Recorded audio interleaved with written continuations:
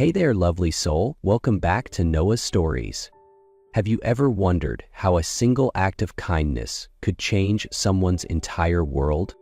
Today's story is a gentle reminder that love often finds us when we least expect it sometimes, through the hands of a stranger. Let's begin. The late afternoon sun stretched lazily across the rusty rooftops of a quiet suburban neighborhood. A soft breeze carried the gentle scent of freshly baked pastries from a small kitchen tucked behind a worn-out wooden house. Inside, Maya, a woman with kind eyes and a heart shaped by quiet sorrow, was carefully placing warm pastries into a woven basket. Outside, Eli, a cheerful 5-year-old boy, was playing with pebbles in the yard. Every few seconds, he'd shout, "Mom, are you done yet?" Few knew that Eli wasn't her biological son, but her nephew, the child of her younger sister who had died from a broken heart. One rainy afternoon, while Maya was packing up her stall, an elderly woman with a frail figure approached. Shivering, she asked, "Miss, could I have something to eat?" Without hesitation, Maya opened her basket and handed her a sweet potato pastry and a cup of warm tea. The old woman looked at her and smiled, her eyes filled with a strange, soothing warmth. After finishing the pastry and tea, the old woman gently wiped her mouth and smiled. "Thank you, dear. It's been a long time since someone treated me with such kindness."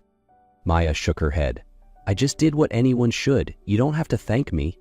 The old woman hesitated before asking, "Do you live alone?" "No, I live with my son Eli," Maya said, nodding toward the house where the little boy was napping. "Actually, he's my nephew. His mother was my sister, but he's called me Mom since he could talk." The woman nodded thoughtfully. After a pause, she asked softly, "Would you mind if I stayed here for a few days? I have nowhere else to go." Maya blinked in surprise, but then offered a warm smile. "Of course. It's small, but it's warm. If you don't mind the space, you're welcome." "You're truly kind. My name is Gloria." "I'm Maya." They shook hands, as if something sacred had just passed between them. A week later, Gloria said, "Maya, I want to take you and little Eli to my real home." "You have a home?" Maya asked, shocked. "I left because I was furious with my ungrateful grandson. But now I want to return, and I want you and Eli to come with me."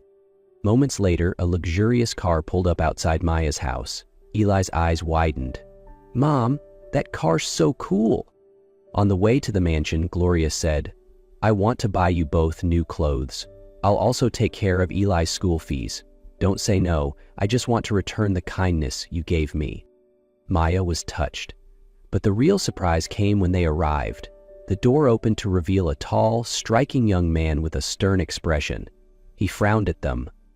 "Who are they?" "This is Maya and Eli. They'll be living with us from now on," Gloria replied. The man rolled his eyes.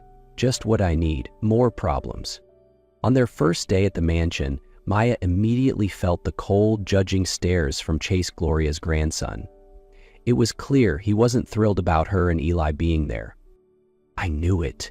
They're only here for the money," Chase whispered to Gloria as Maya passed by. Maya heard him clearly but didn't react. She simply bowed her head slightly, squeezed Ellie's hand tighter, and kept walking.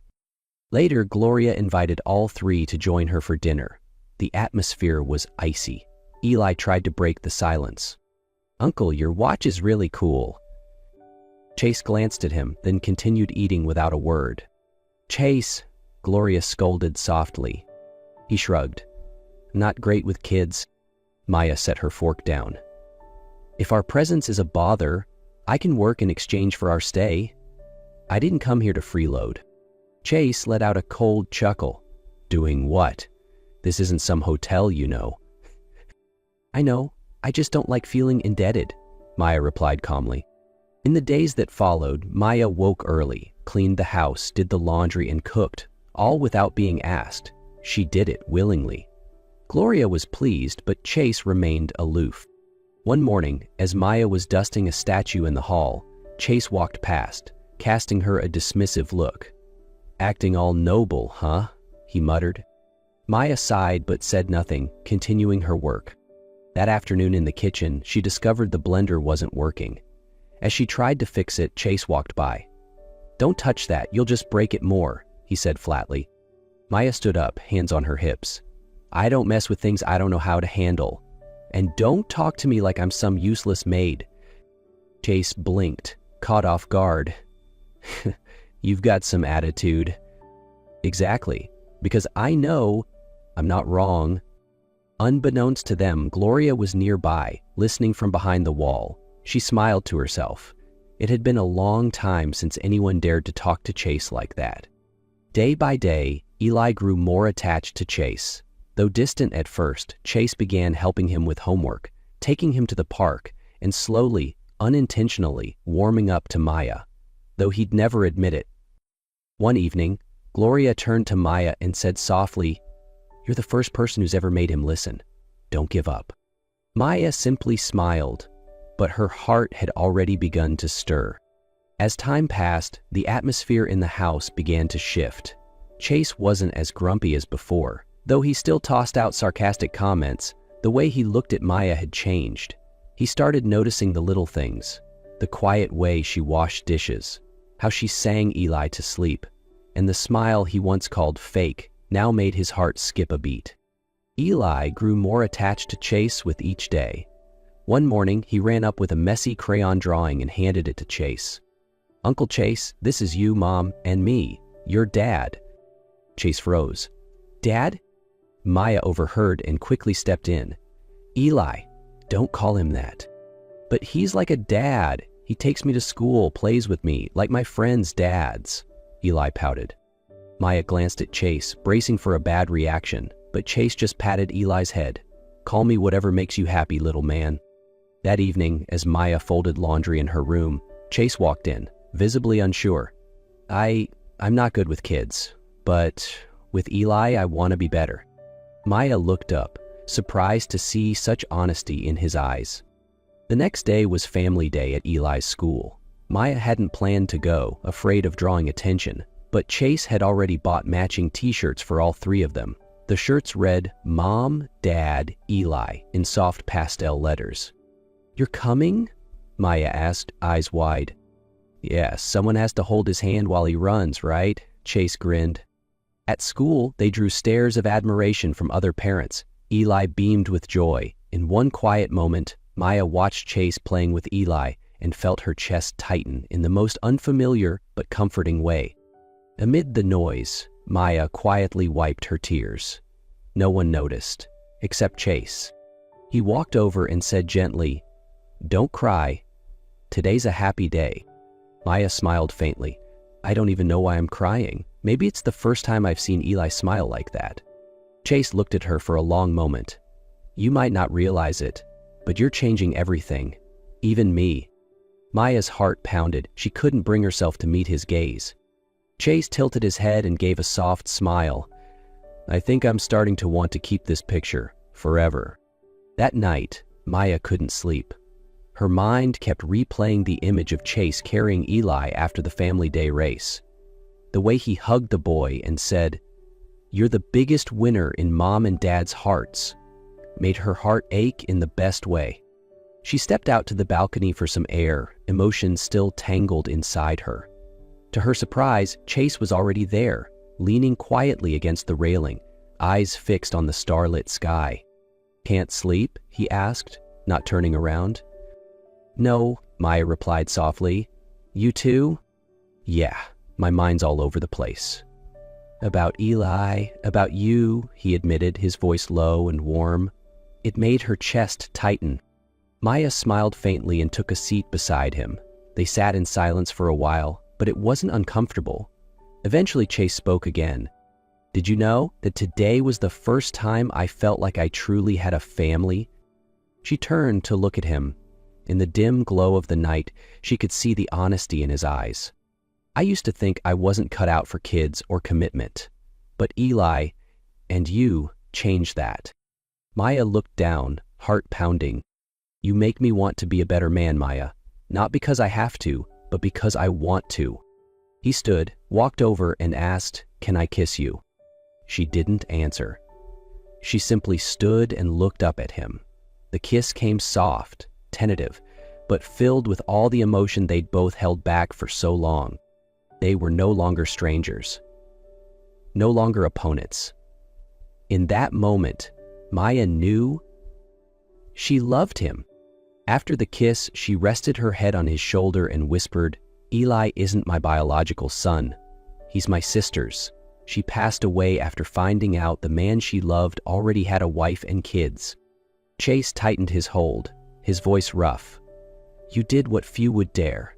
You raised him with love, like your own. I'm proud of you." Tears slipped down Maya's cheek, not from pain, but from being seen. Chase stepped back, took her hands. "Let me do the rest. Let me be a part of this family, officially." His eyes pleaded, "Marry me, Maya." She smiled through her tears and nodded. Yes. They embraced on the balcony under the quiet night sky, as if the universe itself had stopped to witness the beginning of a deep, once-in-a-lifetime love. After the proposal, Maya felt like she was dreaming. Her heart still trembled as she looked into Chase's sincere eyes. She had grown used to hardship, to being a mother on her own, but in that moment, when he gripped her hands and said, "We're already a family," every wall she had built quietly crumbled. The wedding was simple, held in the small garden behind the mansion.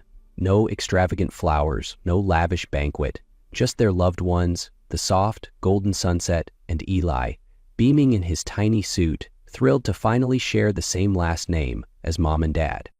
From a distance, Gloria sat beneath an old tree, eyes misty as she watched her grandson hold the hand of the woman he once dismissed. She folded her hands together, whispering, "Thank you, God. He's finally grown up, finally learned to love beyond himself." When Maya approached and knelt to thank her, Gloria pulled her into a firm embrace. "You are the best thing that's ever happened to him. Thank you, Maya." From that day forward, life began a new chapter. Chase had truly changed. No longer the reckless boy he once was. Each morning he made Maya coffee and tied Eli's shoes. Each night he read bedtime stories, listened to school tales, and held Maya like she was his greatest treasure. Maya no longer feared love. She opened a small bakery, each pastry carrying a piece of her heart. Every afternoon when she saw Chase and Eli walk into the shop, she knew she was living the life she once only dared to dream. One evening, while they were watching cartoons, Eli whispered, "Mom, Dad, you're what I always wished for, and now I have you." Gloria stood quietly at the door, eyes glistening as she watched the three of them. At last, this family is whole. The news of Maya's pregnancy came one morning when she felt a little dizzy and nauseous. Chase immediately scooped her up, half panicked, half determined. "We're going to the hospital, no arguments." After the checkup, the doctor smiled. "Congratulations, you're 8 weeks along." Chase nearly jumped from his seat, hugging Maya tightly, his eyes wet with emotion. "We're going to have another little angel." From that moment on, Chase transformed completely. He turned down business trips, shortened his hours, and barely left Maya's side.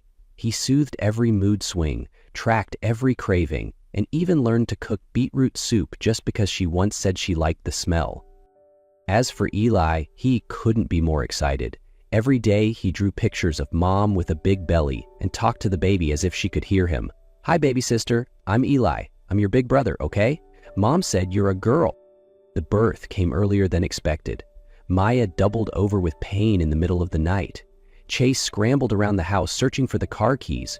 Gloria called the hospital, and Eli cried in fear, afraid his mom was hurting. Chase held Maya's hand the whole ride, whispering words of comfort. When the baby's first cry rang out, he broke down, covering his face with his hand, then kissed Maya's forehead again and again. "You did it. She's here." Their baby girl was named Jasmine, after Maya's favorite flower. Weeks later, the once quiet home was now filled with baby giggles, tiny cries, and happy conversations. Gloria often sat holding baby Jasmine while Eli whispered to his sister, "Don't cry, I'm your big brother now." Maya looked at the three in front of her, husband, son, and daughter, and felt her heart overflow.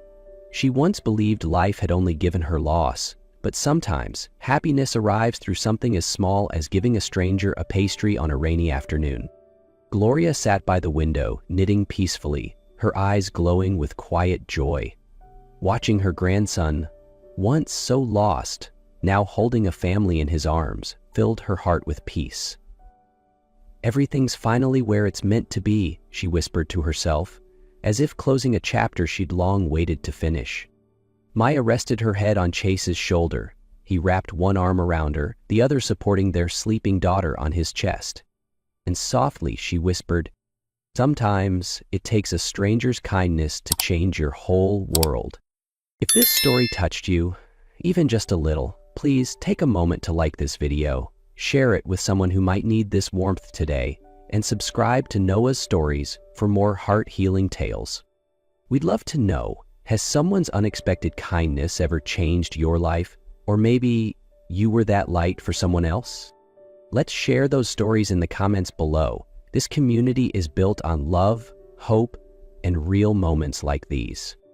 And if today's story made you smile, cry, or believe in love a little more, just wait until the next one. Until then, keep your heart open, because sometimes the smallest act of kindness can lead to the greatest kind of forever. Thank you for being here, lovely soul. See you in the next chapter.